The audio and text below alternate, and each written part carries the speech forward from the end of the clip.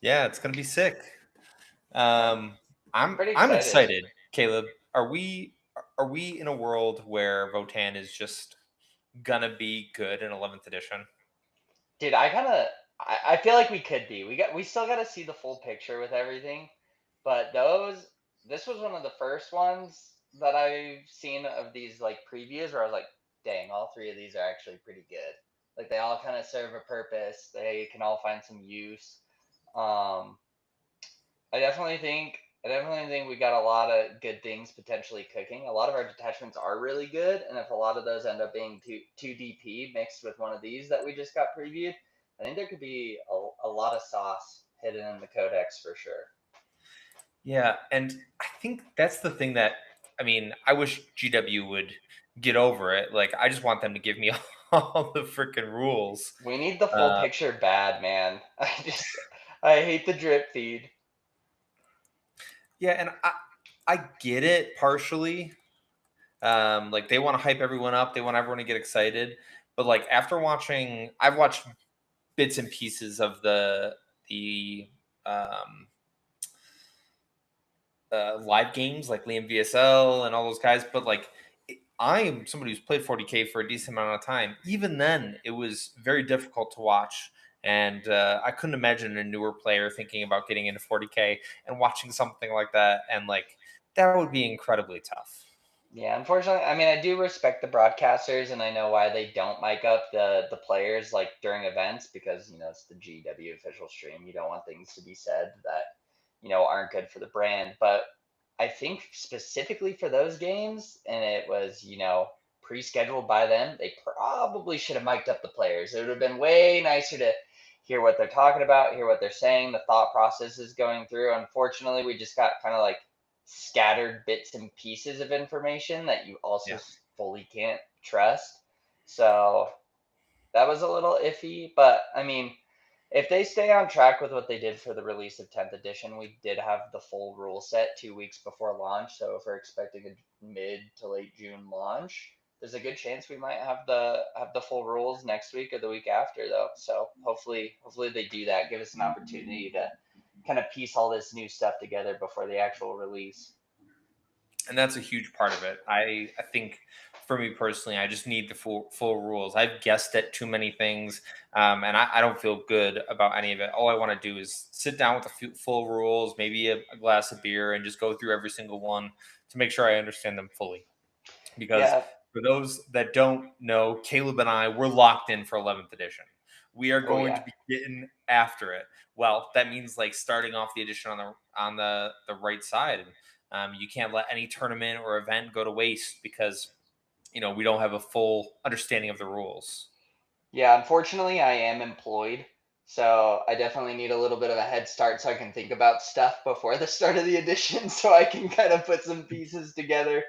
Because I do need to work, and I would hate, no disrespect, but I don't want the unemployed to have an advantage on me. The big names in the community already do. They're already playing, so I'd like to at least be able to get started a little bit early. Yeah, unfortunately, Mastercrafted, we are not in the inner circle. We don't get any of the rules early. We are enjoying this just like everybody else. So, yeah, it's definitely an interesting environment to be in again. Because I remember when 10th edition was coming out, and I think it's far enough away that I don't remember necessarily all of it. Um, but yeah, yeah, it's interesting. Yeah, I mean, and I know why they do it this way. Like, it is kind of like, if you've got a couple armies and yours is up next, you're like, ooh, Christmas. But it's kind of like also like just kind of a crappy Christmas though. You get excited and then you're like, oh, it's all right. Like, I'm ready for the real gift. Yeah, no, I think the hype is real. The hype is real. It is. GW once again has got me. Like I am excited for 11th edition mainly because it's just the unknown, and I like theory crafting with all this new stuff, and I want to see where it's going to take us. So yeah, Yep. let's talk about something that we were kind of talking about pre-show, which is it almost worked out perfectly. It's almost like it was meant to be. Votan has arrived. That's right. We have gotten their faction focus from Games Workshop, and I know that very few Votan players seem very excited. about this pre-release. Very, So, very few like right off the indeed. bat, Caleb, what are your thoughts here? Man, I love it. All right, so kind of going in order. So the Sagittarius detachment, I think I like it. Giving them their Scout 6 back, it's pretty great. Kind of opens up some new windows. Now I'm a little skeptical on this one. I think you can find use with it in other detachments. You know, they specifically mentioned you could pair it with Brand Fast here, which is the transport detachment. As Sagittars stand currently, you know, in my list I've been playing, I have one at their price point and the nerfs they got when Codex hit. I still don't know if I want to do like a Sagittar heavy detachment just on face value. You know, they lost a pip of toughness, they lost a pip of OC, they got their scout back, but I think they did get hit pretty hard, and they also went up in points. But this is just early. I bet you there's some sauce somewhere where you can make this one work. I don't think it's a bad detachment at all. I think it's honestly pretty great. Gives you some flexibility. And just scout's a great keyword, and new scout is pretty awesome too. If you decide not to scout forward, you can go up to reserves, and they even have a enhancement or a stratagem for that in this little one detachment. So I think it's good. I don't hate it, but the other two just feel better. Sure. Yeah, absolutely. Um, they also gave a keyword enhancement for an upgrade for Sagittars, giving them the mobile keyword. And that is also Yes. something that we've seen so far. We obviously don't know how many points this is going to be. This is only for a singular Sagittar unit. There is a world where you can take this enhancement multiple times, but um, yeah, this is just giving it the mobile keyword. Ignoring terrain feels great. That's awesome. It does. Just you're scouting 6, and the Sagittars do have kind of like a pseudo assault ramp, so you could advance, just straight line, go through the terrain, and still get your little dudes out. And the Warriors with the special weapons aren't bad. They got grenade, they got a lot of shots. You have a Sagittar with 5 Warriors in there scouting up, and they'll pretty much kill any skirmish pieces. Honestly, they're pretty dang good at that, especially with the cover changes. And the other thing that I've been thinking about a lot is putting berserks in the Sagittars. I mean, you can put a 5-man berserk, you can put a 5-man berserk with Barrack in there. That's great tech too. Going that fast, kind of getting out there, or just getting a prime position with them feels pretty good. So I think there's sauce there for sure. We just got to kind of see the whole picture and kind of piece it together. Yeah, Tiger, you bring up a very good point. Shooting has gotten easier for monsters and vehicles, especially with being able to poke in, especially with all these vehicles, Sagittars having scout, right? They move fast, they shoot good, they do all the things that you'd want to do. And then obviously this is the first time we're seeing the mobile keyword, and I expect to see that on almost everything, right? Like on a lot of dreadnoughts, on a lot of crisis suits, on a lot of whatever else. Like being able to move through dense terrain. This is obviously a new keyword, but now infantry, beasts, swarms, and mobile can now move through dense terrain features. It's pretty nice. It's pretty nice. Pretty nice. I don't know how many of these area terrain pieces are going to be exposed in light terrain features, right? We've only seen a few. Um, I don't see how the majority of them aren't just dense terrain to restrict movement as much as possible, because light terrain just means everything can pass through it, everything can do whatever it wants. So I'm very curious to see that mix, because obviously they've given us a new keyword that allows us to move through things. Yep. At a base level, I assume all of the objective terrain pieces have got to be dense, without a Got doubt, and then maybe another dense on your home field. So maybe 5 dense pieces on the board on average. Yeah, yeah, absolutely fair. And then we have outflanking armor, two Sagittar units in strat reserve. Your units each make an ingress move, so you can rapid ingress with two Sagittars in the end of your opponent's movement phase, which feels pretty good. Yeah, depending on layouts and stuff, you could definitely find something like what I was kind of thinking with this is maybe you have 2 Sagittars filled with berserks. They go up in the sky, and you rapid both of them down, so you get a little extra movement on the berserks or something. Could be good. and then you Could get be some good. shooting angles with it too. You know, they can shoot pretty hard, especially with the sus 2 cannon. If that thing pops off, and you know, blast cannons or rockets are great. So I think it's pretty niche, but I think some people will find some play with it for sure. Mobility is never a bad thing in the game of 40k. For as long as 40k has been a competitive game, mobility has always been a great tool to have. Especially if you're Uh, Votan, we're slow. We're real yeah, it's slow, true. so anything's great. That's very true. All right, next one up: Far Seekers, friendly Hurricane units, range attacks that target a unit within 12 have +1 to hit. I love this one. I think bikes are so back in a big way. You know, Mm, we've always had bikes, but you know, it's not index and ninth edition bikes, right? You usually have like one, two. Some people are doing the no hackathon build; they'd have extra. But right now, I think with this detachment and just their keywords that they already have in their war gear options, they're real efficient, dude. I mean, they are real efficient. I like them a lot. I think they're gonna do a lot of work, and I think in a lot of the early builds, you're gonna see 2 to 3 units of bikes all the time. are we thinking big units of bikes? No, I think people will mess around with it. At the My first thought is probably just 3 by 3, but a big 6 man's not bad either. It really just kind of depends.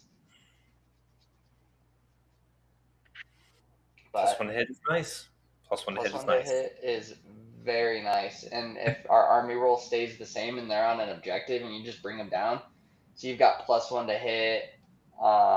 And I don't know if it stacks with the army. I'm not sure if our army roll is hit or ballistic skill, but maybe you get a double stack. Maybe they hit on twos. I can't quite remember, but pretty nice. Pretty nice. Uh, this is interesting. So pioneers units only. In your shooting phase, you can select one visible enemy unit within 12 of that unit. 12 of this unit, the enemy unit is spotted, and then while unit is spotted, that unit has +3 to its detection range. So it can hide as well. 3 inches is 3 inches. I mean, if it works, it works, but this doesn't necessarily stand out to me significantly. Nah, if it's cheap, it's not bad. But the things are already really fast, and a lot of the time they have be downies, so they're going to be coming down 8 inches away most of the time, anyways. Yeah. But if it's super cheap and you got some extra points, you could throw it in. Yeah, it's interesting, but this is the real Oh sauce yeah, right. oh yeah, Start your shooting phase. One Harnkin unit. Select one visible enemy unit within 12. Friendly Leagues of Votan's attacks against that target enemy unit have ignores cover. yeah. This is you can ask anyone that I've talked to leading up to 11th. I've said, listen, if Votan's hitting on fives all the time, I'm not playing him. I refuse. I'm not shooting like an orc. There's no way. Now this, on top of having a few Thunderkin, you are ignoring cover everywhere. It's Yeah. really good. Or this is making it so your Thunderkin ignore cover, because unfortunately I have to shoot first. This is really good if you do bring like a 6 man conversion beamer unit in and you just get ignores cover on that unit and they're just hitting great. Oh man, it's good. It's very good. This is an insane strat.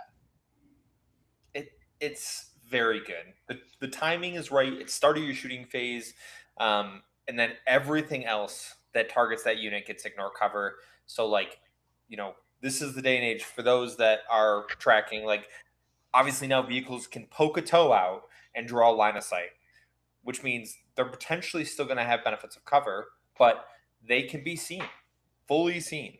So you strip cover, everything shoots back into that very scary shooting asset, and now you have a realistic chance of actually killing it. All this detachment really needs is some way to buff AP to ensure that you can punch through. And I mean, we're playing with gas right there. Oh yeah, it's very good. It's that I mean that strat alone is solid, and bikes are already pretty dang efficient and have a lot of shots. So buffing the bikes, giving them +1 to hit, and they're ignoring mods and re-rolling ones to hit. I mean, dude, those are some great fast-moving skirmish pieces, which Votan wants. We want some fast-moving, efficient skirmish pieces. Especially in this day and age. We'll talk about our predictions for 11th edition after we finish going through the dwarf hype, but um yeah, there's going to be some things that I think every player needs to have, and otherwise, um, 11th edition starting off might be a little rough. Okay, last one, Hearthguard Covenant. This is all of your Terminators, so Calls, Champions, Hearthguard, Uthar, um, any of those ranged attacks that target a unit within 9 give rerolls of 1. We love rerolls, we love efficiency, absolutely. And then the only obviously caveat is you cannot take it with another Hearthguard detachment. We don't know what all the Hearthguard detachments are, but reroll 1s to wound, pretty freaking good. It's very good. So this is Hearthband Light, and I think Hearthband is gonna have the other Hearthguard tag. It's gonna be the more fleshed out version of this one, unless they delete it. I'm not exactly sure how they're doing it. Um, so Hearthband is everything in your army gets reroll ones to wound against the closest eligible.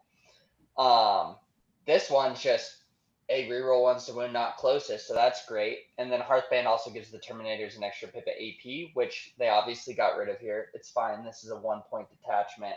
Yeah, What makes this one really good is definitely going to be the stratagem that they previewed for sure. for sure. We'll just move right on to the enhancement first, unfortunately, but call model only in the fight phase.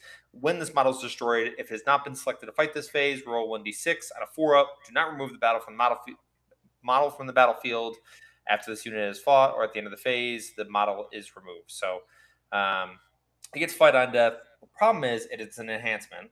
It's not guaranteed. It's on a 4-up. So I will personally right now I would not spend points on this unless I had points that I wasn't spending on anything else.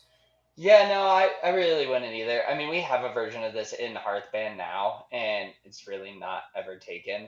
I think a lot of the time, for me personally in my play, is I don't care too much for the Hearthguards melee, and that took me a little while to figure out.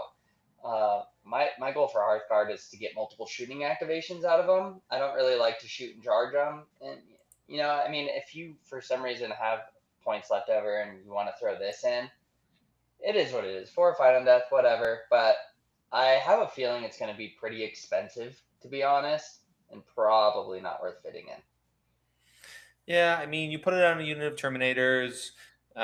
He affects the entire unit, so all of them are getting a 4-up fight on death. But and they won't even have rerolls. They don't have the innate rerolls because that's only ranged attacks on the detachment. So we'll Yeah, see. it's all right. It's all right. But this is the real sauce, Caleb. Oh You and yeah. I both know it.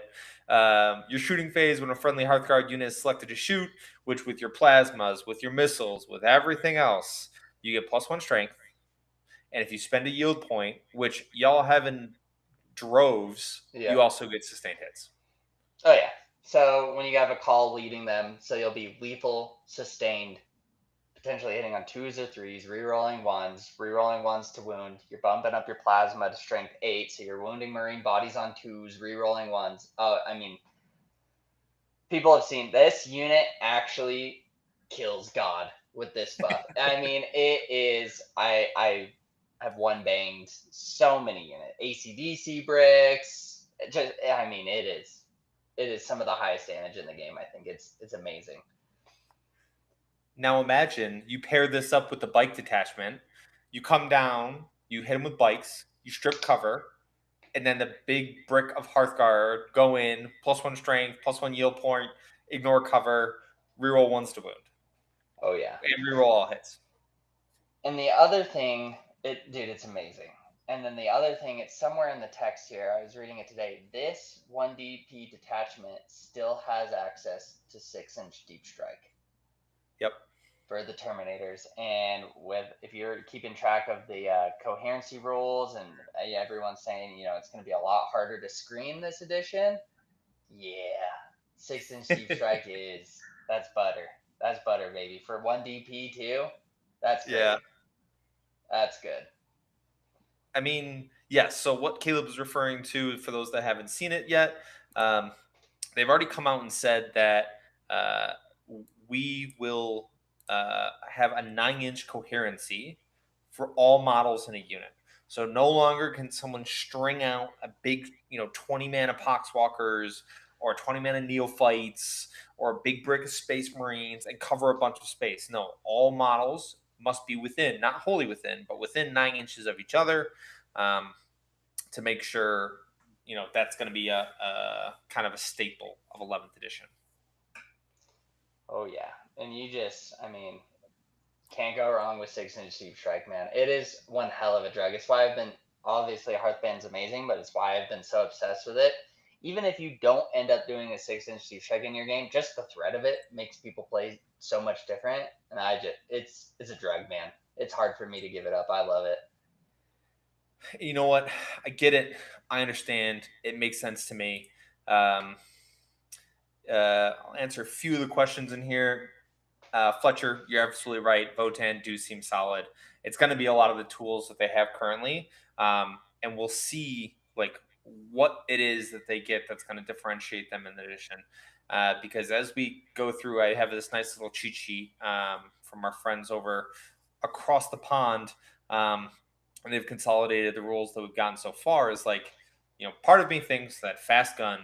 I've talking to John Kilcommons and all our great Tau players and all that stuff. Like, fast gun is going to be good. It's going to be very hard Oh for a yeah. lot of people to hide in this edition because if all I have to do is to tow onto a piece of terrain to shoot the staging area that you're in, um, a lot of melee armies could struggle. But then I've heard the other side, Caleb, where it's just like, no, this is going to be combat focused. Like, you have to be on objectives, which, like, you have to be on terrain to be on objectives. So that means you're going to get shot. You're going to get charged. You're going to have to brawl in the middle. So like we said previously, there's no way to guarantee what we know currently is going to be actually accurate. Yeah, we're just gonna have to see it. I think my hopeful guess is that I hope that melee still does well because I think there's a lot of things they changed that can benefit melee, and I'm hope melee doesn't get drowned by fast guns because I think they're going to be a real threat to them. But yeah, like I said, we're just gonna have to get our hands on the game and really see. But I think we'll figure it out pretty quick. I think after a few games, we'll definitely know for sure. Yep. Yeah, absolutely. Tiger, you're right. Fast rolling, that is going to help, right? The way new precision is going to work, that's going to be significant for on both sides. Like, characters are no longer safe. And they're not going to be able to hide nearly as easily for the coherency rules and how precision is going to work because precision is going to be I get to choose the order of all of your saves. I get to pick, we're going to do the character first, and then we're going to do your 4 up saves next, and we're going to do your 5 up saves last. So all those worst rolls that you make, well, they're going on the character, right? It doesn't work the other way around. And how those batch saves are going to work and how that's going to affect the game is going to be significant. Um, Yeah, Pan. Going back to the with precision. Now let me tell you guys something. Mercenary Oath Band. That detachment has 1 CP stratagem. The entire unit gets precision in shooting. If that's a 2 DP detachment with the Terminator 1 DP, y'all are cooked. I am telling you how to roll every activation, and there's nothing you can do about it. That if precision is strong as we think, and that stratagem stays in, they're gonna definitely do something about precision because that is disgusting. That is dangerous fire. That is scary. You are not wrong. I am terrified. It's going to be very interesting to see how precision works. I think it's broken. I think the precision metric, in combination with the restriction on coherency, means you're not going to be able to hide your characters from me as easily, and I'm going to kill them. Like, they will die. I will make sure they die. I have to make sure they die because otherwise, we're not going to win a lot of games at 40k. But overall, I I really really like it. Yeah. Well, I mean, not even like full character units. I'm thinking a lot of the Wardens of Ultramar and Masters of the Maelstrom with all those different profiles. Some have invuln, some don't. You just go, all right, here's this bucket of dice. Let's not let you invuln scam me. Let's start with the invuln guy first. Like, there's so many different ways where I mean, dude, just having precision on something, I think is just gonna be one of the best keywords in the game. I mean, I'm sold. I'm sold. Uh, yeah, Fletcher. Precision is going to be great. 18 steel jacks are back on the menu. I don't Oh, dude, know. I don't know if I'm sold on I've that. been, listen, I've been thinking about it. I've been thinking about a Steeljack heavy list, dude. We're gonna have to see how it goes. All right. Let's go through a few of the things that we've learned so far because I have it pulled up here. I think y'all can see this now. So it's just a little bit of a breakdown from all the things that we've learned so far from the streams, from the games, from everything. That way, y'all can have kind of an idea of what it is that we're looking at. Um, because I think this is the most important part for me. These four missions will make or break your army Oh yeah. because how you interact with your opponent is going to determine if you're going to be effective in the game. And I am concerned that right off the bat there may be a feels bad moment where it's like, well, I've taken purge the foe and my opponent's taken, let's say it's like, I don't know, priority assets, and our mission is destroy his wrath, and that is the one thing that like I cannot do into this army, and the game is over before it started. Yeah, this is my biggest fear for imbalance is the asymmetrical missions in the beginning. I think there might end up being like clear winners and clear losers, and I think some armies might be just stuck with losers or just I just picture it's like recon guard with reconnaissance is just dang good, dude. Or like, you know what I mean? And it's just like, there's really nothing you can really do about it. They're just gonna keep scoring max nonstop. And yours is this is my biggest fear for sure in the beginning. I think they'll reel it in and figure it out, but this scares me for the early events for sure. Yeah, because it's like for this recon mission, right? So the one that we've seen so far, which has only been one, but it's just any battle round. You control one or more objectives, central objectives, and that happens at the end of your turn. And then one or more enemy units that started the turn within a terrain area are destroyed, which is two. And then from the second battle round onwards, at the end of your command phase or the end of the fifth battle round, um, or the end of your turn in the fifth battle round. This doesn't state if you went first or second. So everyone will score at the end of your turn in the fifth battle round based on everything that we've seen so far. Um, for each objective you control, at the end of your command phase, you get four, and then end of the battle, no enemy units are wholly within your territories and your deployment zone. Um, like you get five VPs. So all you have to do is control one or more central objectives at the end of your turn. Great, that's pretty easy. All you have to do is kill one thing, Yeah. and you get two, and then you just got to hold on to a couple objectives, and then the end of the battle round, where you score at the end of your turn, you can go and score max points for something else. Yeah, it's gonna be the Wild West, dude. It's gonna be a little wild in the beginning, but it's also going to be very fun figuring it out. It This is. is so everybody loves a fresh man.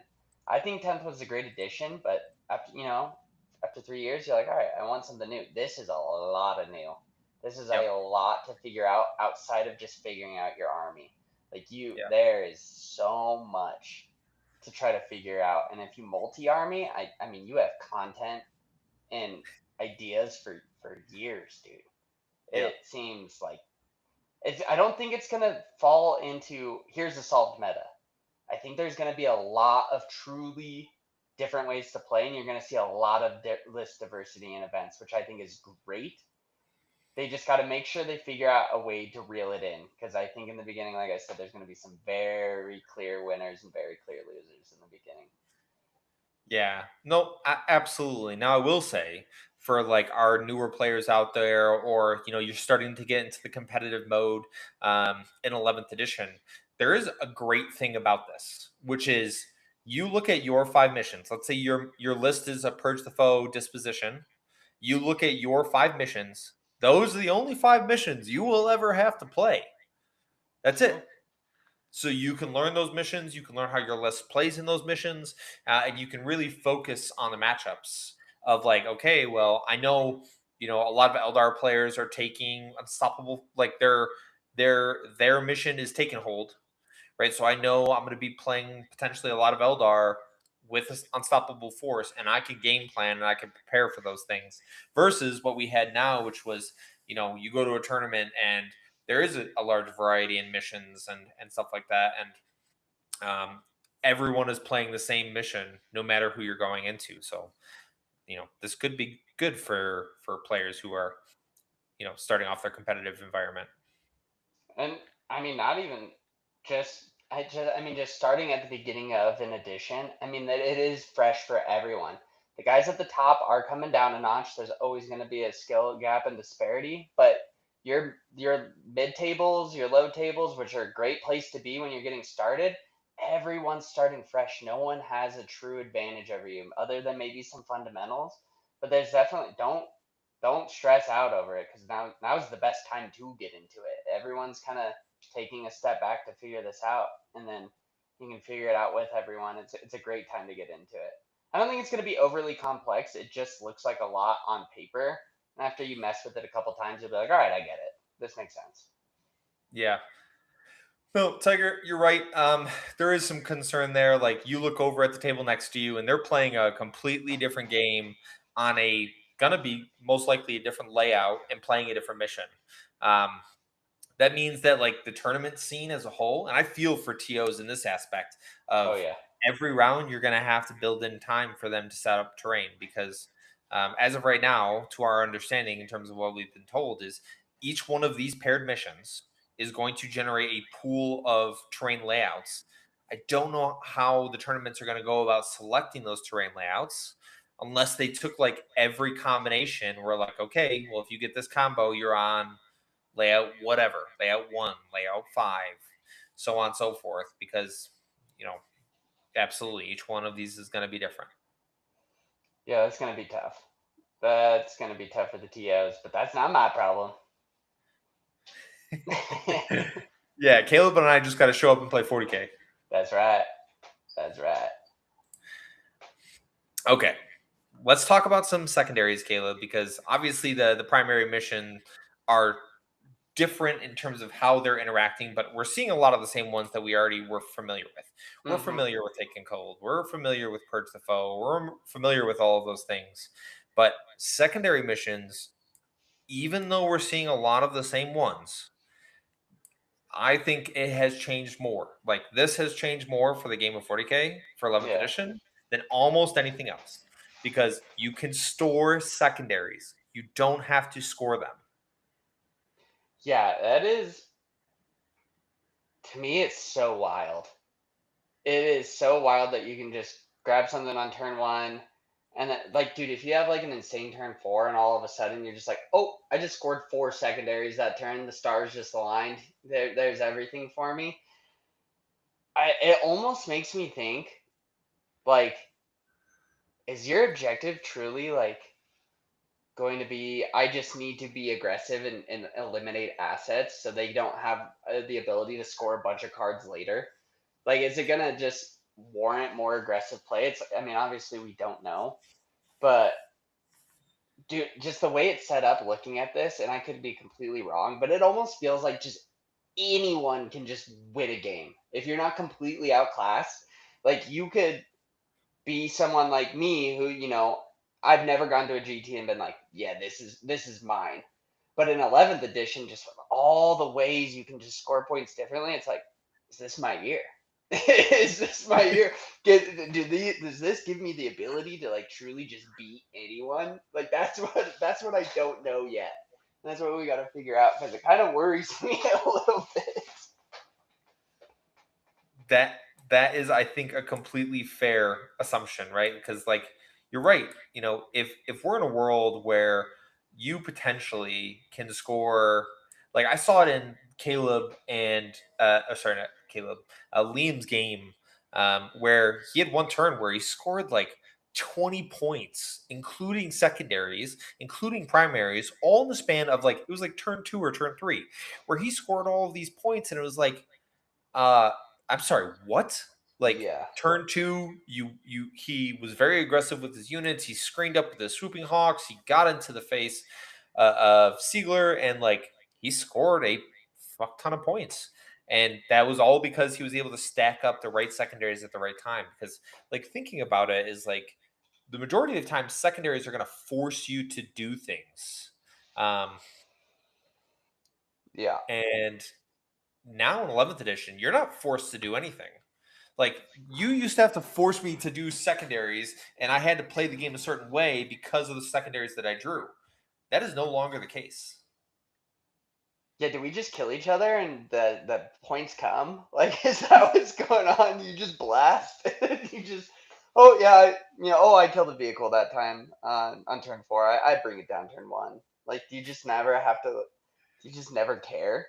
That does worry me a little bit, but I don't know. I'm also I'm cautiously optimistic. I'm sure it'll all get figured out. And the great thing is this first 6 months or whatever, they're going to get a lot of data and figure out what's good, what's bad, and they can always change stuff up, right? We're not locked into this for 3.5 years. This first iteration is not going to be the same game at the end of the edition. So 100%.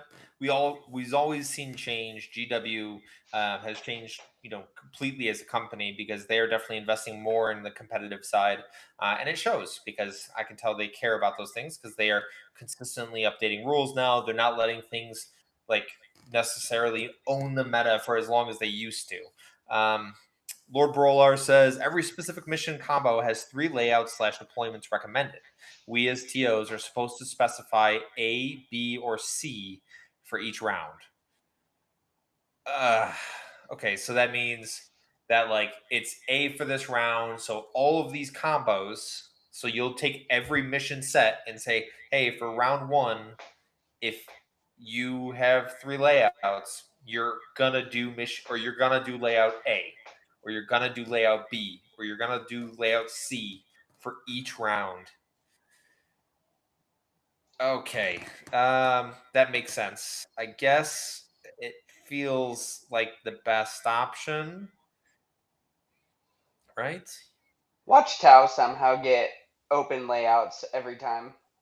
Yeah. Some way where it maps out where they just get an open layout every game. DJ, new player here. Almost finished painting my first 2,000 points. That's awesome, man. What faction are you painting up? So almost finished painting 2,000 points, and then waiting on the new release of the new edition. I've been following the release of the rules. Damn, it seems overwhelming for an NFG. You are not wrong. But the best thing you could do, like if you're talking about learning, if I was to go back and learn this game for the first time, it's all about the assets that are out there. You can learn so many things. From just free tools. All of the stuff we talk about here on Mastercraft is free. There's so many other great YouTube channels that all talk about free stuff. And if you just surround yourself with good information, I promise it gets much easier. The initial like rise to playing your first game of 40k and then going from there, that is a hill to climb. But to be fair, I don't know. I love it. I love learning these new things, and it takes a little bit, but if you surround yourself with the right people, and thankfully, I have a great community of players that are all excited about this new edition, so it makes me excited. Um, yeah, it makes a huge difference. Yeah, and I started at the beginning of 10th, and it was a lot at first, but truly and honestly, like the basics and the fundamentals and just the ability to get through a game does come quick. It feels very overwhelming at first, and the best piece of advice I have: surround yourself with cool people that are better than you, and let Mm. them kick your ass over and over. As long as you get a learning experience from it, it's the best way to learn. I lost so many games, but every loss felt like a win because I learned everything from every single game. And then all of a sudden you start winning more and more and more, and then that friend or that guy you met that always beat you, all of a sudden those games are getting close. All of a sudden you start winning, and you just really see it. It's great, man. But it's a little overwhelming at first, but it's definitely, if you have the desire to get better and figure it out, you can do it. Anyone can. You just have to have the desire and drive to do it. And it's worth Yeah, it. It's so much fun. it is really good. And I mean, if Caleb can get good at 40k, anyone can get good at I'm an 40k. idiot. Dude, I am an idiot. So if I can do it, anyone can. Oh, and you're playing guard. Great.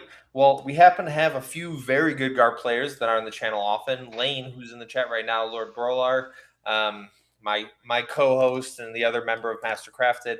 And then we obviously have quite a few guard players that'll come on. Andre, who's our regional degenerate, who has been playing Recon for the past 6 months.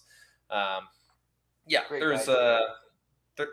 oh, and Caleb is also starting up guard as well. So eventually we'll get his guard on the table on stream. That'll be really fun as well. I'll learn guard with you, man.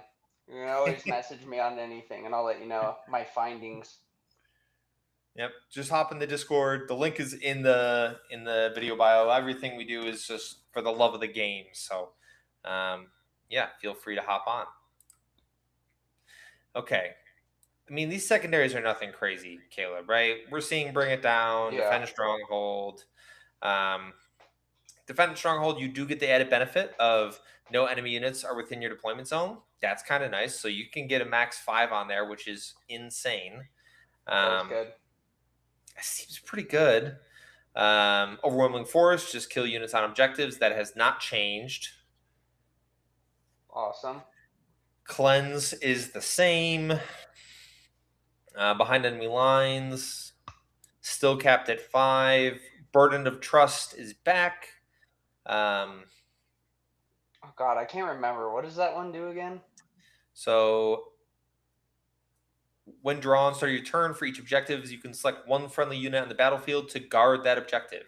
Until the start of your next turn, while that unit is within range of that objective, so you have to be on the terrain.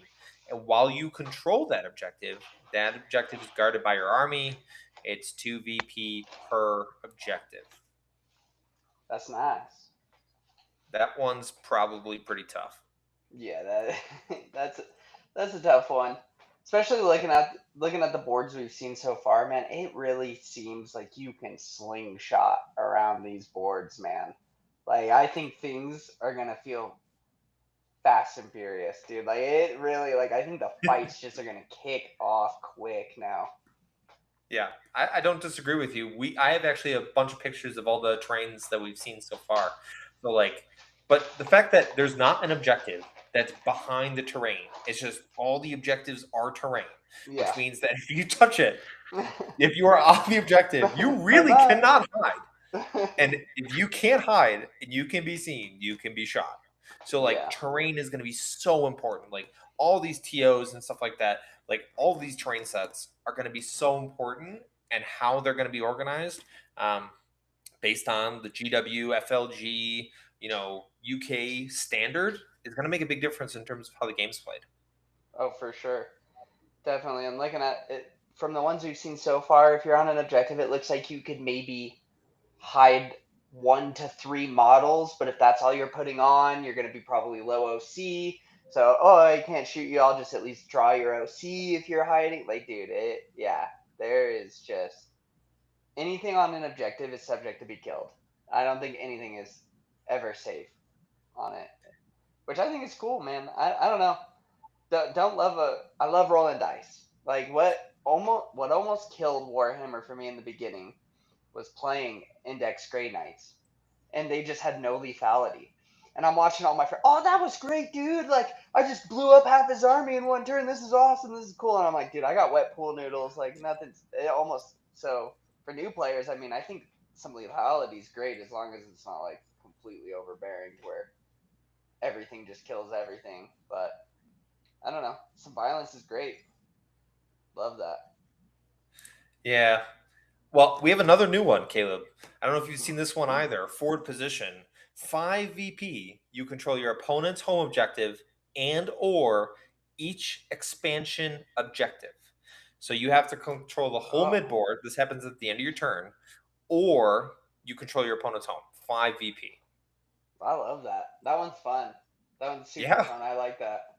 It's like Ascend It, right? Like it's like that's you could get that turn 5. You could keep that turn 1 and save it till turn 5, and then like, okay, this is the turn I send it. I'm gonna take every objective.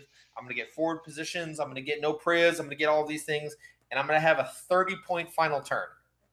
Yes, Steve Strike, five Hearthguard Terminators, blast off their home defenders, walk on. Ooh. Yep. That's pretty good. No prisoners, the same. Each enemy unit destroyed. You get two to a max of 5. Plunder, another new one. Um, there is a stipulation. This is the first time we've seen this. Is if you already have the cleanse secondary mission and it's active for you currently, you can draw one new secondary mission card and shuffle this back into your mission deck. So this is an auto cycle based on another secondary that you would already have active. And then it's your shooting phase. It's an action, one unit within a terrain area that is not within your territory, once per turn, and it completes immediately. That terrain area is plundered. Um, and then you get 5 VP if you um, plunder a terrain area. So it's just an action. Okay. You get an auto 5 VP, and you don't have to have one of those turns where you get cleanse and plunder. You can just get rid of cleanse or shuffle it back in and draw something else, and maybe it's gonna help you. Yeah, that's super nice, man. If you just want to keep the scoring consistent and accurate, especially if you say you're more of a defensive player or you're going into an army that's really aggressive and is going to take a lot of your pieces, having the ability to swap those and just keep scoring the secondaries as you get them and not depending on, hoping that you get a lot of them scored near the end game because you don't know if you're going to have the pieces to do that, right? So, and it's really rough when you have too many actions to do in a turn. So the fact that you can cycle it and not have to worry about that right there is pretty great.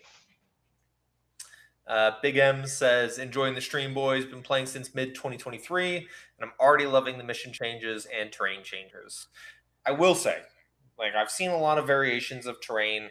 The boards that I've seen up to this point do have a lot of character. They do. Obviously, we're only seeing what GW is putting out, right, in terms of layouts and stuff like that. But I think it gives a lot of agency to players. If you were to have your home table, like, yeah, you could do a lot of different things, and you're going to see a lot of different structures on tables that are going to make it a big difference. And I think that's perfectly fair. Um, I'm excited for the missions too. As Caleb and I talked about, right? Like, they're going to be interesting. How you interact, how you build an army around dealing with every iteration of the combination and the layouts is going to be so, like, you're going to know the layouts you're playing.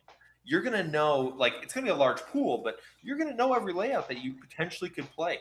There's going to be no surprises when you roll up to a tournament. Like, obviously they push stuff out, but you don't have to list build for each tournament, Yep. like, in a grand scheme of it. Like, no, you have your 15 layouts, your 5 combination missions, and you're just planning for those things every tournament, and all you're doing is building within that structure. Yeah, it's great. It's great. I it's gonna be some dude. I'm just picturing it now. At work, you got a lot to do, and you have so much to think about. just there's so much 40k to think about, dude. You're gonna get nothing done because you're like, oh, but if I have this disposition, is that better for my army? And like this and that, and how can I change my list? How can I shift my disposition? Do I like the maps this disposition gets for my army? Do I like that, or do I Yeah, want to completely scrap that because I don't like the layouts for that?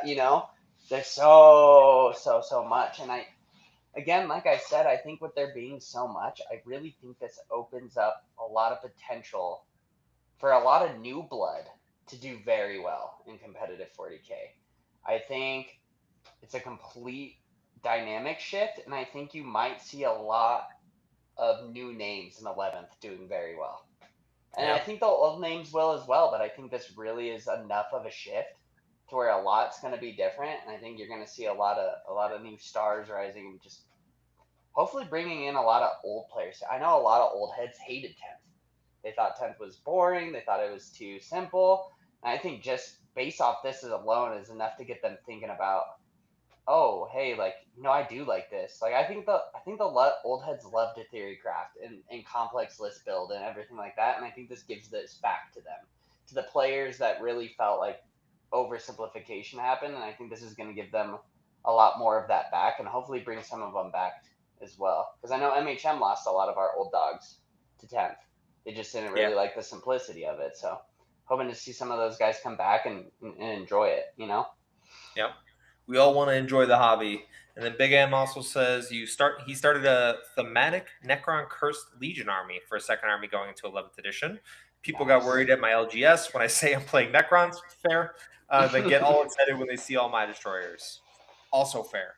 Yeah. Necrons were a little bit of a bully. They are gonna always be a bully. Their reanimate mechanic, and they have honestly their new Catan models are sick.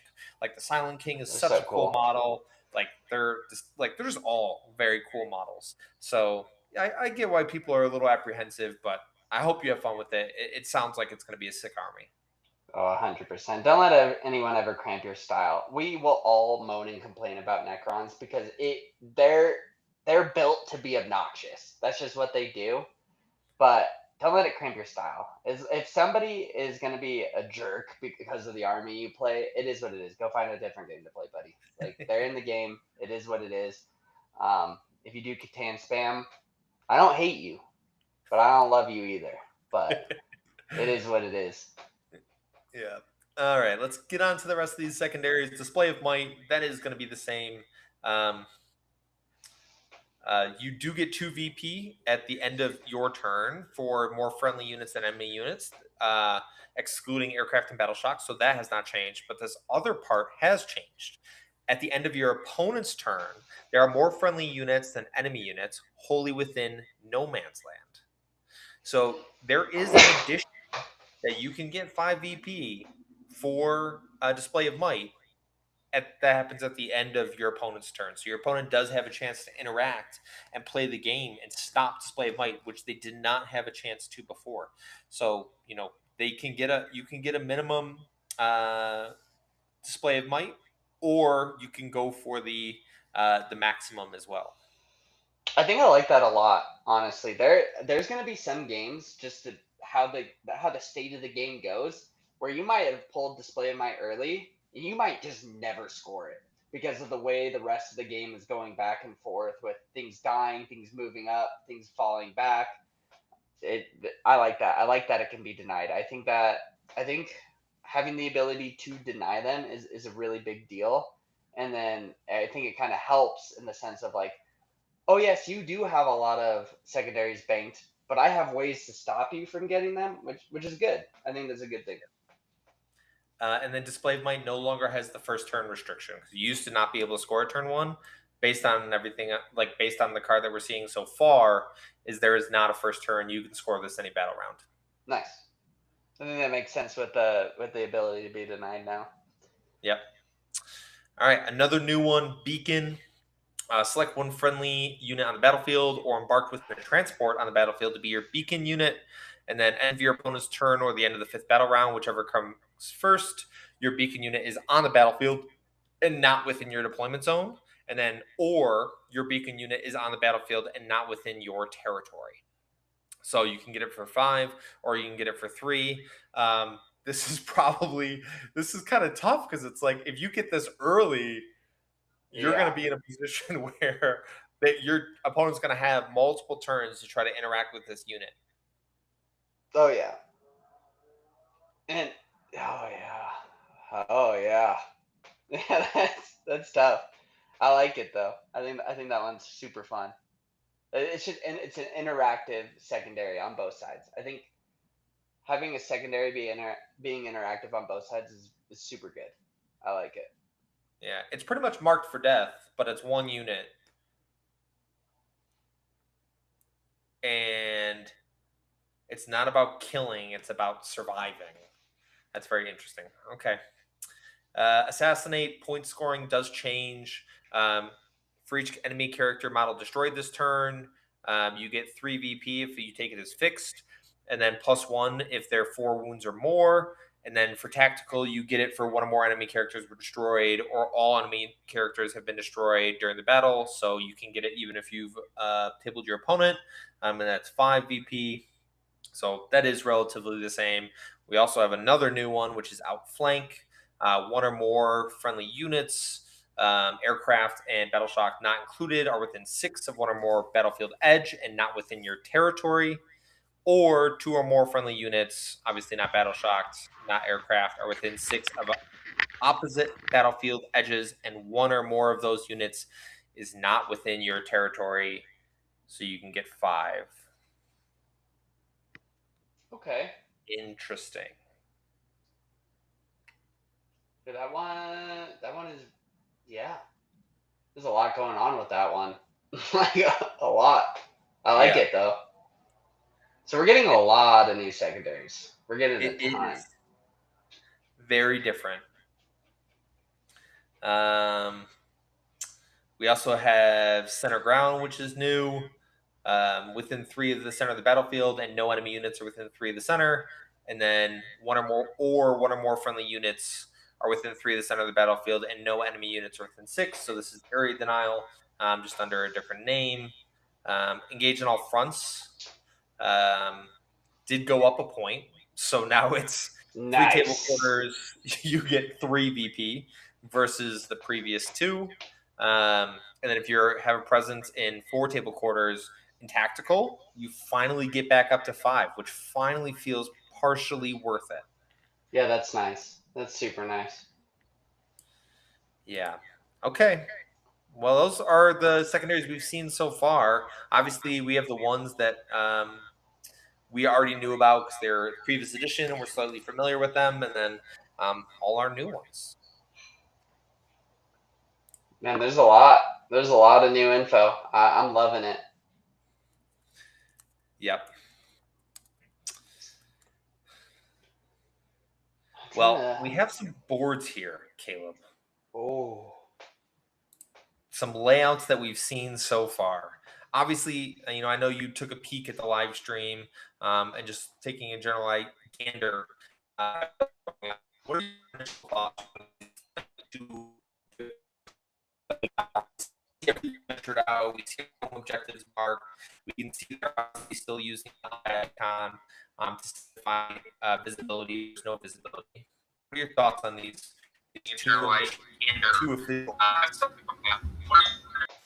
Well, I would love to answer that question. However, I don't know if it's any different for anyone else, but you turned into a robot for me. Not sure if I'm coming in robotic for you. Let me take a little gander here. See what's going on.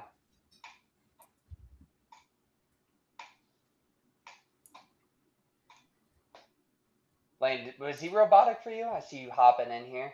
I should be good now. Am I here? I see you. His father arrived. I think we may have lost Phil. Is he freezing up for you? Yeah. All right. Sounded like he had a really nice question for us, and I was saying, oh, there we go. I'm excited for the new maps. I'm curious what your thoughts are on these 2 new official maps in terms of, obviously we have all the shirt measurements, they're using eye icons, they're doing everything there. What are your thoughts on this initial map from what we're seeing so far? My initial thought process is thick and dense. There is a lot of terrain on these boards now, and there is not really a true, when you first not a true no man's land, but also it is still there because you need to be towed in, so you are going to be seen, but they are dense. They are very dense. I mean, I do like them though. I think our last boards were quite a bit too open, honestly. In 10th edition, there were a lot of boards that were very, very open, and it's not even like the midfield didn't really feel like a thing in most layouts, and now it does, and it's also very important, which I love. There was a lot of layouts in 10th where the midfield objective was just immediate death in most layouts against most armies. And now you actually have some play that's happening in the middle. And also initially, just looking at these right now, dude, I think the games can kick off way faster. Yeah, I agree. Well, for those that don't know, Lane has hopped in. He has joined us. We now get the TO/guard perspective in all of this stuff, which is going to be great. Lane's going to tell us all about how 12 Bullgrin are going to be still in the list. They have not departed at all, right, Lane? Nope. No, not at all, dude. Why would I ever get rid of such a thing? No, I think I'm very excited for 11th. I was able to tune in on the drive home from work, and hear everything you guys went over, and stuff. I just want to keep rolling with where we're at, dude. The terrain, the big thing that I think people haven't talked about yet is it actually really matters a lot more where the eyes are and are not on these maps. And the reason is now we only have to toe into things to see through them, right? If those eyes are crossed out, that means they still get in the way of line of sight for things. So now let's say, like, we'll take that board on the left, right? I have the ability to tag into that green terrain piece, that's kind of in the middle towards that L in the bottom. Yep. And stuff in the center where the eye is crossed out, and I can kind of draw lines of sight across the board without getting really, people can't really punish me as long as I'm just ever so barely, tagged into that green piece that's only the 6x2. I can see across the board and get a complete line of sight blocking from that side without having to really expose my tanks. And I think that's going to be one of the skill sets that a lot of players are going to develop now instead, where because positioning for your assets in a game like you guys have been talking about, that seems like it's, the lethality is not going down from 10th to 11th. It does not seem like anything is really hitting that, much softer. Yeah, -1 ballistic skill is gonna help with that more than +1 to save did, but a lot of things just ignore it, so nothing has changed. Shit is still uber lethal. And then, like you guys are talking about too, we're going to talk about staging, and we're going to dive into these videos on where you need to stage, same as we did with all of our 10th edition videos, right? And we're going to talk about how to force tempo and just standing right behind that giant center ruin with a unit, just saying, hey, either you come tag in and shoot me and I get to punish whatever you use to do that, or you're going to suffer the consequences of me continuously pushing up the board. Like, I'm very excited. The fact that terrain touches the side of the boards for a game that has very limited amount of deep strike for a lot of armies, it finally allows you to actually rapid ingress in meaningful spots so much easier. In 10th, it was like, well, at least we're on layout 1, so I have something that touches the wall, or layout 8. But Yeah. now, because of these thin terrain pieces, you can easily just come into the pocket, right? And even the people's, naturals touch the board on both of these, the edge of the board. Yeah. You can come in behind them, right? If they're not positioned correctly, they might block their line of sight with their own natural objective wall or something, and you can just be like, yeah, I'm just going to scoot in here because you weren't aggressive enough. And I think this game is, like you guys were saying, is going to be, do we just kill each other as fast as we can? Yeah. Because I think that might be the case. And one of the biggest things, I don't want to get too far down into the rabbit hole of rules that they've previewed, because we're still working towards that. But like the interaction of, can I snap shoot after a rapid ingress? Man, if you have flamers that can deep strike anywhere on the board, and you are not doing that every single game, if you can rapid ingress and then snap shoot because it's not up to the opposing player on their turn on what you have to do in what order, that is an auto include in like every list. Yeah. You are 100% rapid ingressing with at least 5 flamers every single time, because that's going to just be an insanely good play. Because fuck it, dude, snap shooting. I know exactly where your entire army is now. It saved time, but it saved me the headache. I go, okay, cool. Well, I can kill that for free. Perfect. Yeah, it makes such a big difference. Like, I was looking at this layout, and I'm just thinking to myself, on this layout on the right, I'm just thinking, what would Caleb love to put in this pocket right here? Would it be a 10-man of Hearthguard with a call? Yeah, That looks probably. pretty And that nice. is that is really close to my deployment zone. Like, uncomfortably close to my deployment zone.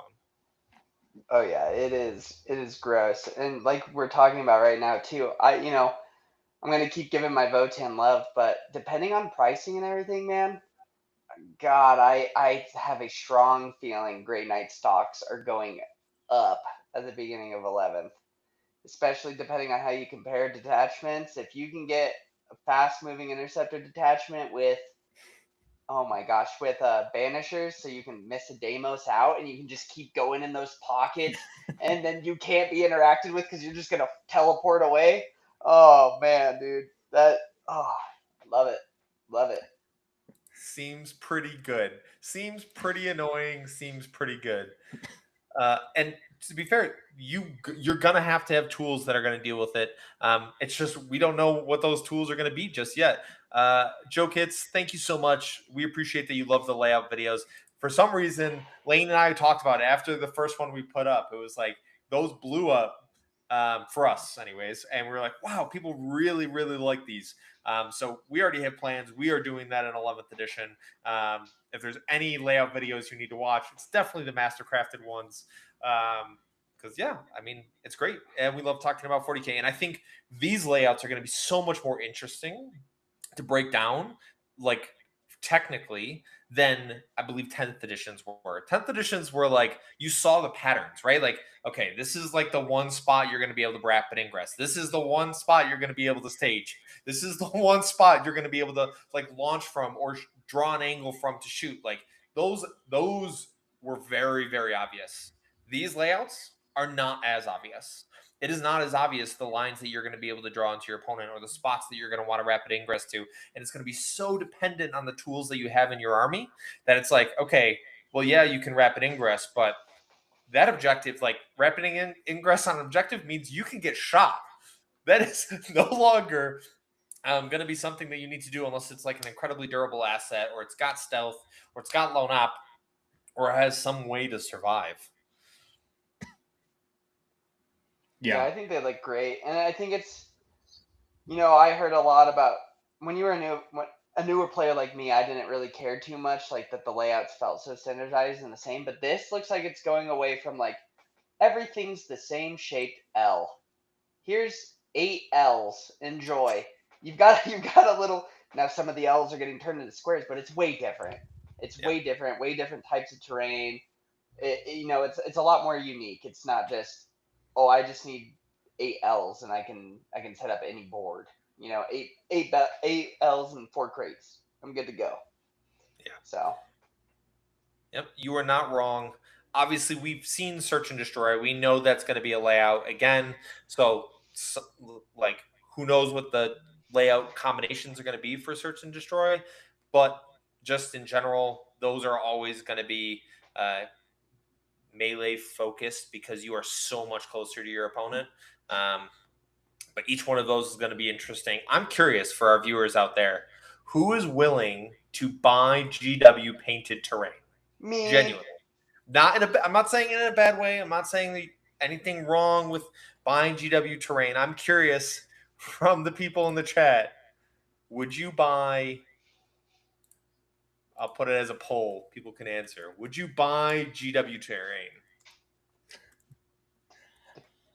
Or, depending on the cost, hear me out, in another 2 weeks, you could get some Lane's Workshop terrain that will be coming soon, Pre-painted? That would be No. that would be the next no. that would be the thing. Don't buy GW terrain, buy Lane's Workshop terrain, because that is already going to be better off for you. Yeah. It does look cool. The new terrain sets do look cool, but they just, oh man, I feel like they are a pretty penny, dude. Oh, they're going to be a lot. Well, and the other thing too is no TO is going to stock hundreds of tables of GW terrain. So honestly, if your goal is to get better and do well at events, probably community built terrain is going to be your best bet because that's what you're going to be playing on at the events. You ain't going to be playing the GW specific terrain. You're definitely going to be playing a pretty close to standardized version of what the TOs can afford. And if that's your goal, but if you want to set a GW terrain at your house and you love the thematics, there's nothing wrong with that for sure. Yeah. I'm curious what the price point's going to be, but then I think of like the GW bannered events, like GW Open Dallas. Are you telling me GW is going to put out like it was a 9-round GT? There was over 1,000 players there, right? There's like no you're way telling they me can GW afford their own terrain. There's no way. GW can't do that. There's Either no way. that or it's marked up insanely high, and they definitely can, right? Okay, let's just go over some core rules real quick because we've seen a few changes in terms of what core rules are going to look like. The main thing is no more stratagem stacking. So wave goodbye, give a final salute. You can no longer AOC smoke on top of a unit. You cannot do it multiple times. People have tried errataing it across 10th edition, but it is now definitely dead. Is this the right thing? Getting rid of this, is this okay? I mean, it hurts some more than others. Some armies, most armies, didn't have two things that they could put on the same unit, right? Not everybody's Marines, okay? Yeah, Like screw they you, didn't Space have Marines. two good, offensive strats and two good defensive strats, so they could just be like, well, it's a good thing I have, Gilliman or a captain plus, all the CP in the world, so I can do a billion things in a turn. I think in general, it's one of those things, right? They are trying to make the game.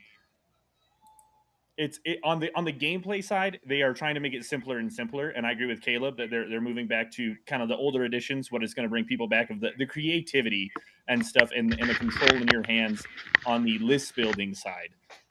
But when it comes to the actual gameplay, I think they are, and we will get into this later. I want to kind of like wait until the end, but I think they're oversimplifying many aspects of the game that I think they might have to revert later. This is not one of them. This is totally fine. No, I think this is totally fair. I've played many games into Phil where he would stack on me, and that's the only reason he'd win, because he could stack all of his defenses and stuff like that. So now Phil shouldn't beat me anymore, and that's a win for me. It's over. The reign of Phil has ended. I can no longer scam people with Marines. I'm gonna have to do it with Eldar. Okay, yeah. You've become a villain. The other main change, and I know my Hive Mind brothers are very excited about this. Monsters and vehicles get tank shock now. This seemed very simple. It just seemed the right way to do it. I don't understand why they waited so long. They should have had this in 10th edition. Tyrannid giant bugs should have had tank shock. Yeah. Nah, I barely beat Matt Evans. I don't want him to have this.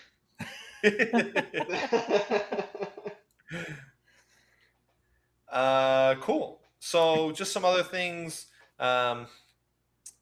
In terms of significant command reroll, we saw the stipulation now because it used to be you could use it for everything, but now it's advanced roll, charge roll, damage roll, hazard roll, which is all encompassing for those that didn't see it.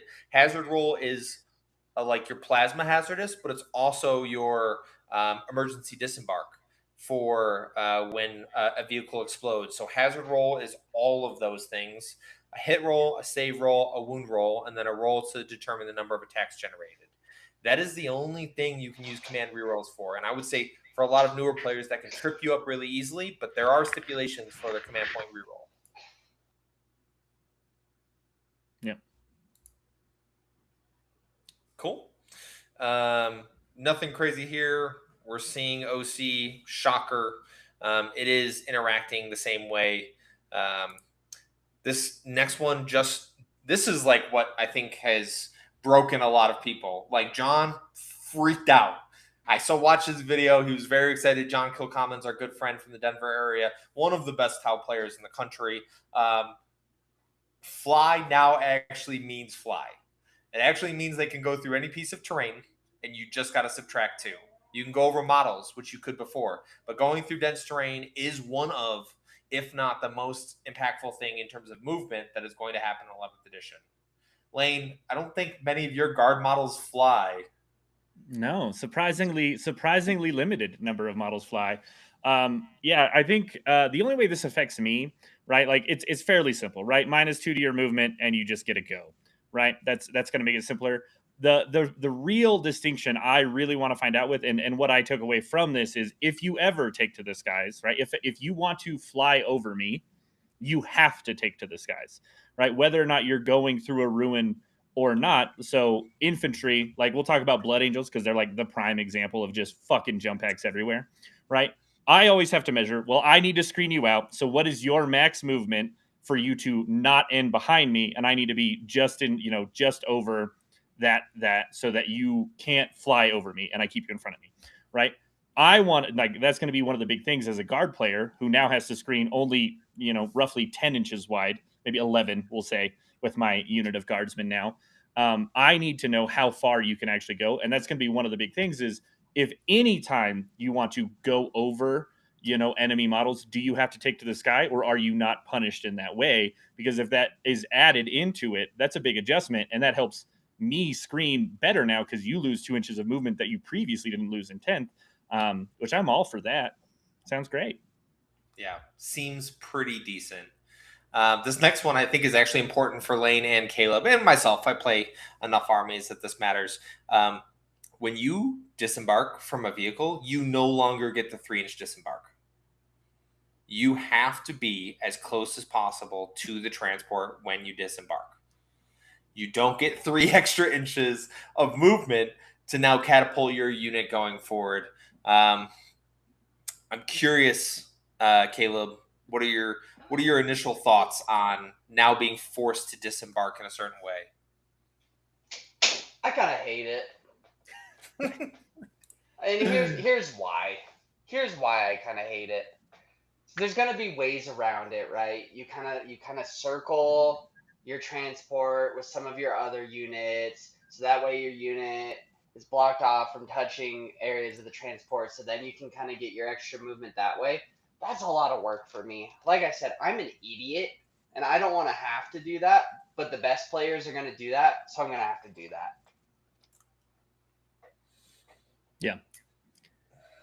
Yeah, that's going to be a knowledge gap, and we're going to see it, right? People are just going to go park, their rhinos or whatever right behind a wall because they're going to say, "Well, I have a 32 millimeter base unit inside of my rhino, so I'm going to go push it up. It's going to sit behind this wall to where I can't actually get out on that side, and then I'm just going to bring either more vehicles, more infantry, and I'm going to cup the balls around the back side of my rhino." And I'm gonna get out 3 inches fucking anyway by the time I get out on the other side of the wall. Right? Yeah. Like there are ways around it. And I think it's honestly like one of those things is like what is the they haven't said what is the max you could do this to. If I'm playing guard and for some dumb reason I'm like, well, I put 3 Bulgrin in a Chimera and I put 40 guardsmen around it, and I'm like, well, I'm gonna disembark over there because I literally cannot fit next to this, and I'm 12, like I gained 12 inches of movement. Like, is that legal?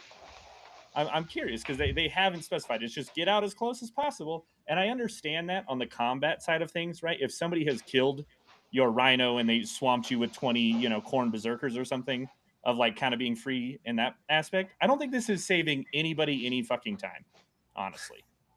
I don't think they made a lot of rules changes that are supposed to like make the game simpler and easier. And by the time you have to game the system and you have the people that are willing to do it, it's going to slow the games down more than you ever could have saved. So I honestly, I think 100%. this is going to get reverted in 6 months. That's like one of the things that's just going to get punted into the sun. Same as if we look at the top of Phil's screen here. Pivot is removed. Did we learn nothing? Like we went a year in 10th and they're like, this shit doesn't seem good. How are we back? I mean, we'll see, but like those are my initial things of like why like these weren't problems before. Why are we making them problems? Yeah, I really liked. I liked that a transport gave you a little extra movement. I thought it was great.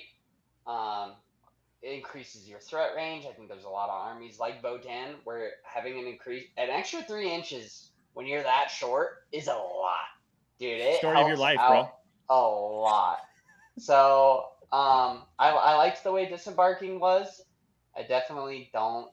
And like Lane said, this is all just because of the overrun, and they want you to be able to like kill the things that get out of it, whatever.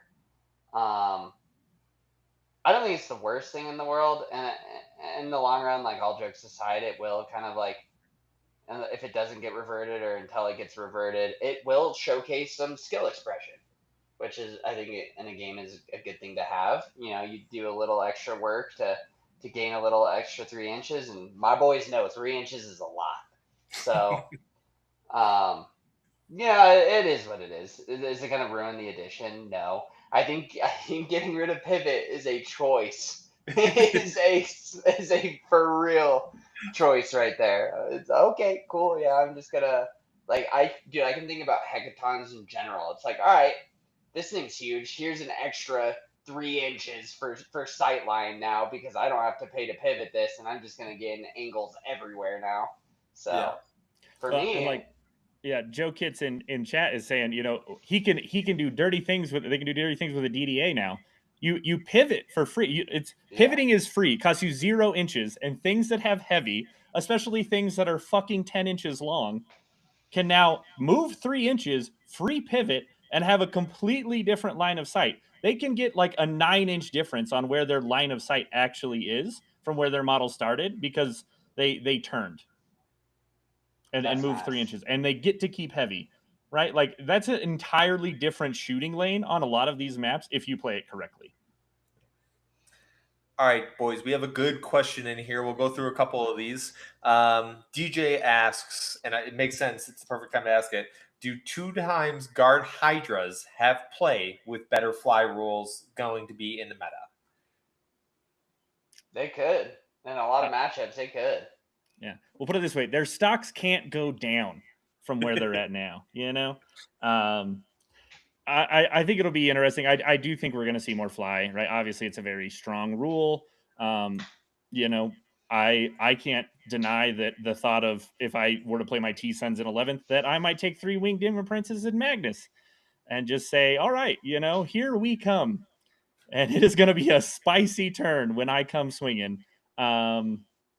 Yeah, like I think things that have anti-fly are definitely going to find a place in this new meta, especially early, right? Like we can look at things that people haven't got to play. They want to put them on the board. A lot of things with fly for some of these people haven't really been that great because of how hard it is to move. But now they no longer pay to fucking pivot, right? Some of these things now they're just zipping across the board, going over terrain. It's a whole new world, right? We're gonna see more people playing fly purely because now those units just are objectively so much better.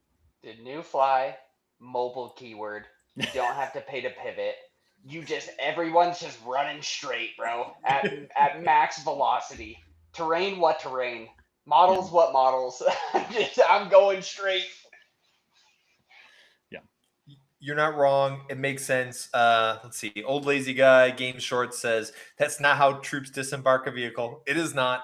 GW often breaks the realm of common sense. And I would agree with Lane and Caleb, right? I don't know if the disembark rule needed to change. I think we were fine where we were at. I think obviously it showed that it worked well. I think they tried to simplify it, and they're going to have to be a little bit more clear with their rules going forward, which Yep. is definitely interesting. The new disembark rule is like a Mr. Beast challenge video. Last to take their hand off the rhino wins a plasma gun, dude. Why The are other we doing change for this? that is significant, though. Now, when a vehicle explodes, it happens after your unit gets out.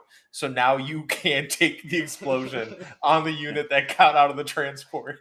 Yeah, and you're also Great. now doing hazardous rolls for the disembark, so it's on ones and twos. So you are just objectively like they hate embarked units. Apparently, transports really fucked up somebody in 10th edition, and they're just like, whatever's in there is fucking cooked. All right, we're just getting rid of it. All right, you no longer get 3 inches on the disembark. You have to take the more mortals for the emergency. You're losing a third of your wounds on average. If you're a single point, or a single wound model unit.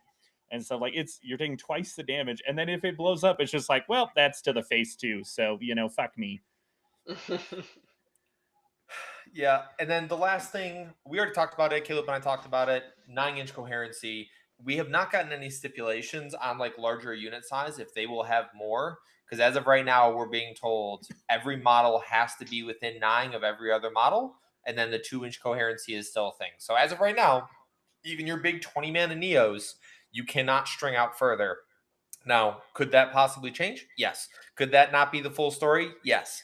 But it is interesting to think about because it is going to do one thing. Caleb said in the beginning, it is going to make you have to work a little bit harder to screen. You can't just string out like a 5-man or a 10-man down your back line and screen out your entire deployment zone. You're going to need to be more aware of it.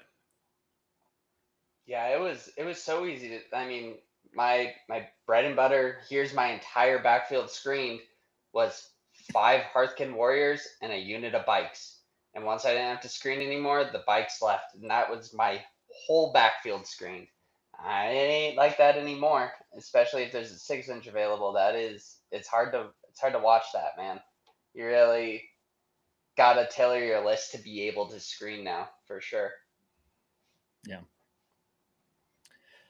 Yeah, I think that's one of the things I could actually see very select things getting like a, oh no, you have like, and it might even like, even if it goes to 12, right? Like that's a pretty big difference on you get 12-inch unit coherency and stuff. Like I could see them adding those rules, or maybe it's like an enhancement and stuff, because like a unit of Kriegsmen, 20 Kriegs with a command squad and stuff, and you can throw that on a command squad so one of them screens better. 20 Necron warriors would love to have something like that, to do their old shenanigans. I hope they don't get that. But it's one of those things that in general, right, we're going to have to change how we screen, and it's going to be one of those things too. If you were playing 3 bikes, it doesn't benefit as much, right? You're not taking up any more space because you just weren't simply, the end of your end bikes wasn't like close to 9 inches, right? I guess it was Yeah. like 7 probably. But like a unit of ponies for me now is actually more valuable than a unit of 10 guardsmen, because I gain almost 4 extra inches by the time the N2 horses are within 9. Yeah. The length of those bases gives me 4 extra inches wide of screening, right? So like if that's what I'm starting to look at, what am I putting in my list to do those things? I'm now looking at shifting towards units like that, where it's not about the model count, it's about how long are the actual bases on those models. And stuff, because the only other option, is you're going to start looking at screening in terms of like, oh, can I just wrap a unit, right? I might not be able to go more than 9 inches, I'm not going to go wide, but you can bet your fucking ass I rolled high enough, I'm going to completely wrap around this enemy unit and make sure the gaps between my bases aren't big enough that they can move through, because that's another fucking change we have to deal with. Is now you can move within engagement range, you still can't go between models if they're too close together. So like you're already going to have to be tightening your ranks anyway. So like I think that's one of the things that like you can try to blame this as like a problem why you can't screen as well. But the other rule as well in tandem, you can't do a wide screen anyway, because how big of models are you screening? You can screen non-flying monsters and vehicles, but anything that's like a 40 mil base can just walk between your maximized 2-inch gap. Yeah. So it didn't matter anyway. Yeah. The next thing up is Hidden, which is the new Lone Op, but it's fucking everywhere. There's any model now that is infantry, beast, or swarm that's inside a terrain area and they didn't shoot in the preceding turn gets Lone Op. They get 15-inch Lone Op. And you've heard Lane and I and Caleb and I discuss it as we've gone through the releases that they've done so far, but there's so many different ways to like affect detection range, which is the new lone operative, to increase it or reduce it, so on and so forth. So like right off the bat, this is a hugely impactful change for combat armies, because you're telling me, let's say a unit of 20 berserkers can sit in terrain, and all they have to do is not shoot, which they're not shooting anyways, and they just have Lone Op. A 20 mana berserkers just has Lone Op. Now we will see if it's wholly within. If I just have to put like one of the dudes in there, and then all of them have Lone Op 15, and I've measured out, and I know you can't get to them. Great, that's awesome. I believe it's model by model. I'm pretty sure. Yeah, so I can have one in there that has a 15-inch Lone Op that you can't get to. And then as long as everything else is just fully behind, then that allows you to, because like then it becomes, that's another problem, right? Like then you're just automatically lowering the stocks on any 10-man unit, right? You'll never hold your own natural if you have to put so much on there. It's going to keep pushing you forward on how much you have to tow in, that like 5-mans are just going to be better to a certain extent. So like we'll see. I think it's on model by model, because that just makes more sense. And the same is like kind of applied to the cover rule, right? Like to it. That's the incorrect. Actually, it is the opposite. If one of your models is not like within the terrain feature and is not fully obscured by or partially obscured by like a terrain profile as a whole, you just lose cover. If your whole unit can wholly see one dude in your opposing player's unit, they just don't get cover. You're not affected by -1 to hit. You could cut the angle down the side of that unit that's like got a few guys on the terrain piece, but I can see that one guy who hasn't made it to the terrain piece. Now you suddenly don't get cover. Yeah, I think that makes a lot of sense for me for vehicles. I don't like that for infantry units. I don't like that because it was really stupid.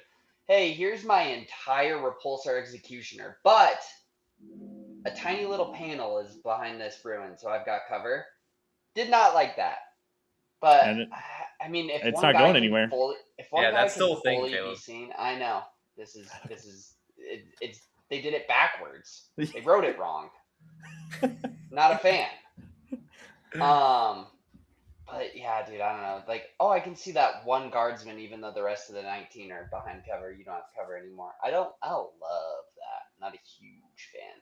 But I also understand why they're doing it in the sense that it was one thing. Oh, okay, the save roll has -1 AP. This save roll doesn't. When like, would you just slow roll, hitting on 3s instead of 4s, and or hitting on 4s instead of 3? Like, you know what I mean? It doesn't make sense in that case. It slows down the rolling, and their whole thing right now is fast rolling. So I see why they did it. I'm not a huge fan of that part. Yeah, and then our knight stocks going up, Chaos Knights, Imperial Knights, all the big stuff. Because if you have the towering keyword, you're +1 to hit. It's plunging fire, but plunging fire used to be +1 AP. It is now just straight up +1 to hit, and you just got to be within 12. Obviously, we've already said that this is going to be like a throwdown, meet in the middle, very aggressive kind of meta, potentially, as we get started. Really, these missions are going to dictate how the game goes. But, like, right off the bat, there's going to be a lot of different ways to play the game. I don't know if this necessarily makes Knights some kind of, like, beat stick, because they're going to have +1 to hit every time they shoot within 12. But I think it's nice. My initial knee-jerk reaction, I think Knights are getting clapped. I don't know why. I think they are getting gunned down.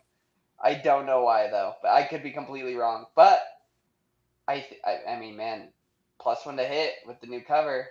That's good.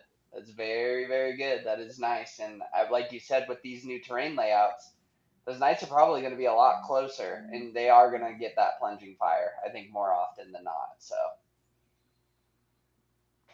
Yeah.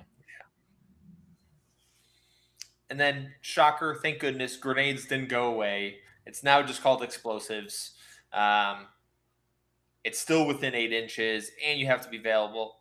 You have to be visible, unengaged, and you cannot have advance, and you have to be eligible to shoot.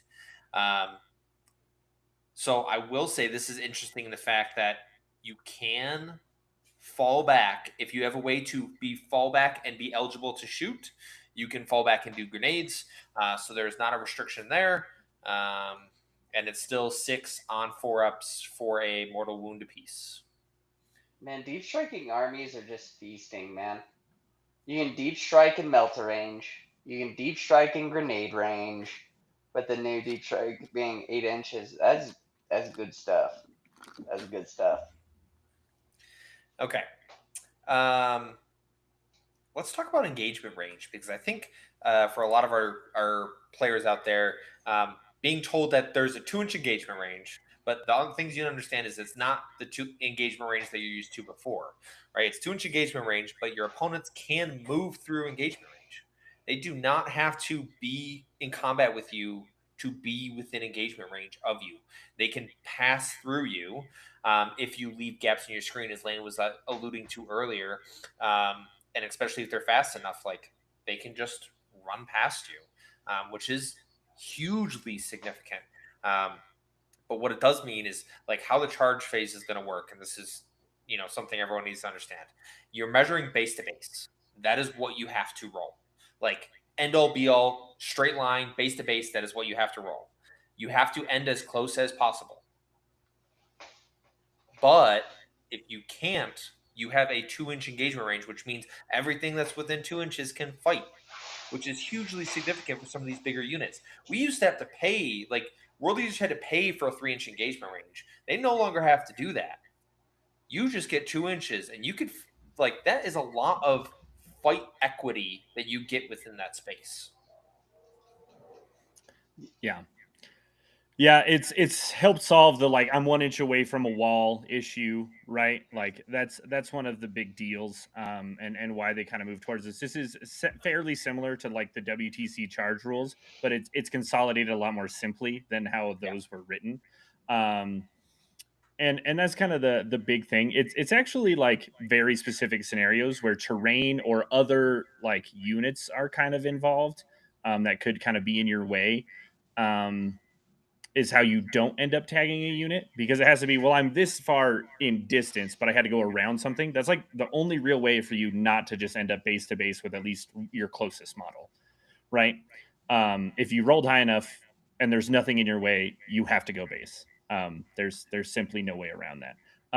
But it's also very interesting too. You know, we talked about this a little bit with the disembark and everything like that. There is so much movement in 11th when it comes to the fight phase, because you get to charge, you get a 3-inch pile in. If you had another unit come fight that same thing and they killed it before you fought, you get to make another pile in. And then after that, you get to make an additional consolidate. So let's say you just happen to be one of those World Leaders players we were talking about, and you just happen to have the blessing of 6-inch pile in and consolidate. That's not including your movement or your charge. You can get up to an additional 18 inches of movement. Does it have to take a perfect world to get that much of, of the full movement? Sure. But it's not going to be hard to get 12 extra inches of movement out of 3 6-inch moves from your squad. Like, I don't know. I think it's just a little crazy. I think this is probably one of the other things we're going to see reverted, personally, because I think it's too strong. I do not think the way they're doing everybody piles in, then you fight, and then you get an overrun pile in. That's not an improvement on the system, in my personal opinion. It's not like, oh, this game sucks, but like, I think it doesn't actually benefit the game. Like, we're losing so much of that part of, like, it mattered on who I activated first, and I think we're gonna go back to that within a year, personally. Spoken like a guard player for sure. Hey man, I'm still gonna heroic guardsman to fuck with your shit. I don't really care, and you're not gonna kill my Bolgren to move on to the next thing anyway. But, whatever. Yeah, Just my thoughts. The roll the dice and then you can go into anything you want. There's part of me that likes it. There's a part of me that does like it. I think it is stupid. Like, if you're a mono melee army, oh, I missed that charge and now I'm just out in the open and this sucks. It makes sense that those models can go get into another target. Where this is gonna feel real bad is when they go, oh, boxcars. There's that key unit that I would have never gone for. Now I've got it. Okay, cool.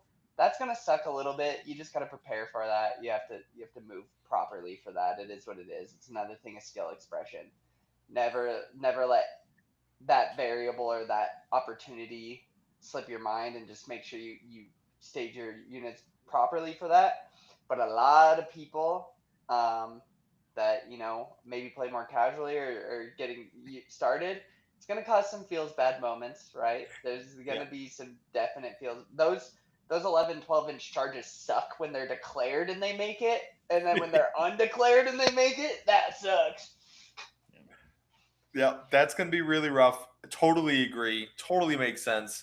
There are benefits to it, right? Like, that means that you should be making more charges, because let's say it's between a 6 and a 7, like 2 separate units, and you used to be like, okay, well, I'm going to take the 6 because that's a higher probability, and I roll a 10, and it's like, I would have preferred to go into that other unit. Now, you don't have to make those choices. It is a lot easier. For that to actually happen, and you to fight who you actually want to fight based on your role. I'll be honest. I don't want to go through fight phase right now, guys. Yeah. Like, I agree. I've read it like 6 times, and I still am struggling with how GW worded how the fight phase will happen in terms of ongoing fights, units that fight first, units that will that don't have fights first that then get to activate, and how that transfer happens, I need to probably read it 2 or 3 more times and need GW to like do like a real like explain to me like I'm 5. Like do it in a video. Like have multiple units go in. Okay, this unit fights Phil. Now this unit fights. Now this unit doesn't get to fight yet. Now this unit gets to fight. I just need all of those things. I But need the one thing I will pictures. say is what matters. Heroic intervention now gives fights first. That's huge. Worth 2 CP 100% of the time. Every time. Because if your opponent, especially in the terms of, right, because now you can make it, if I'm not mistaken, even if they did not charge. If they're just close to you, you can just make a heroic intervention. Is that correct? Right? Like Correct. That's great. Now we're not in ongoing combat. They didn't charge at all. So I get to go beat the shit out of them.